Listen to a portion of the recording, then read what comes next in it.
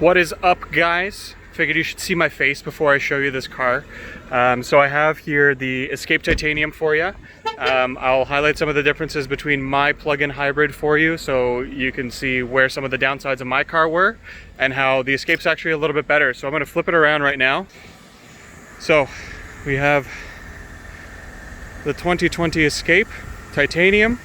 This one is in the Rapid Red color. We have other colors available, but this one's physically on site. Like I mentioned to you on the phone, we can always work out a deal a little bit better on something we have here that's physically in the store versus bringing one in. So the back here, you do have the power tailgate in the rear. So something that is a downside of my vehicle personally is I have absolutely no trunk space in my car whatsoever. You can clearly see that that is not the case here in this vehicle. You have the completely flat board. It is 100% the exact same as the regular Escape. So you're not losing any cargo space, you're just gaining the fuel efficiency of the hybrid vehicle. Now, something that's nice about this one as well, if you have a low-hanging garage, you can actually bring this down. You can set this to whatever height you need. And then, as you can see by the instructions, it also has the kick feature. That being said, we push the button down.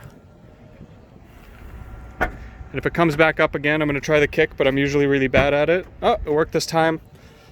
You can see that it stops right there. And then, obviously, you lift it back up. As far as rear leg room goes, it's pretty standard across the vehicle lineups. That being said, something nice that is on our Escapes is the seats fold down really easily. You saw that happen right there. And then when you look at the Escape, it's almost a completely flat plane. So this is about 5 feet. It's almost the size of a truck bed if you put both seats down. So you do have quite a bit of utility space. If any kids or anything like that are on the way, not that I'm trying to giving you suggestions. I'm sure you're practicing as it is.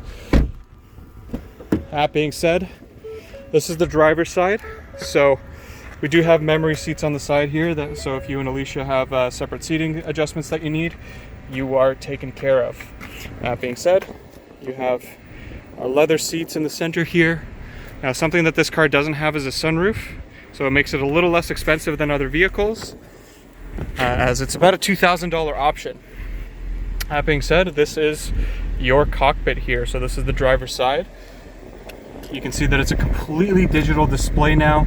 So I'm just going to get rid of some of these warnings in terms of the door being open, the tailgate, and so on.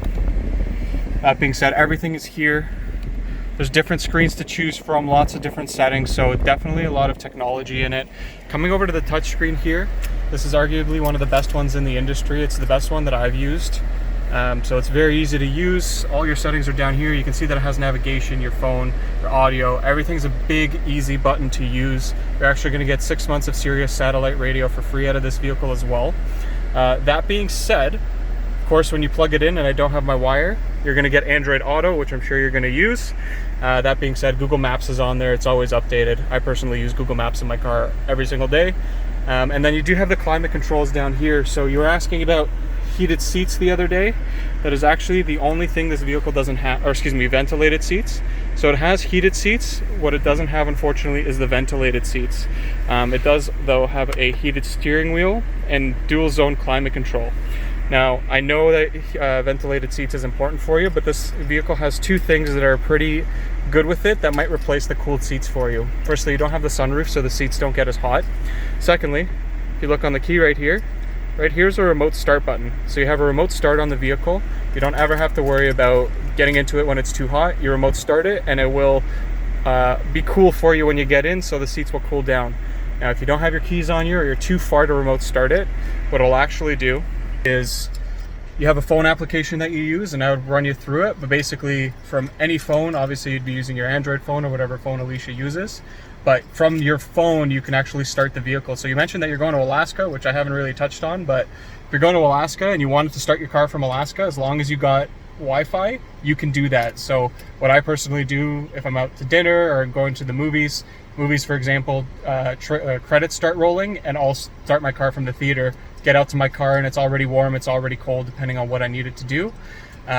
So there's a lot of functionality with respect to that will take away the need for ventilated seats, as unfortunately it doesn't have it, but it has every other feature in it that's available. We got the collision mitigation braking system. I can see that it has all sorts of parking sensors. You have all sorts of different drive modes in the vehicle, the auto headlights and all of that stuff, of course. But that being said, this is the car.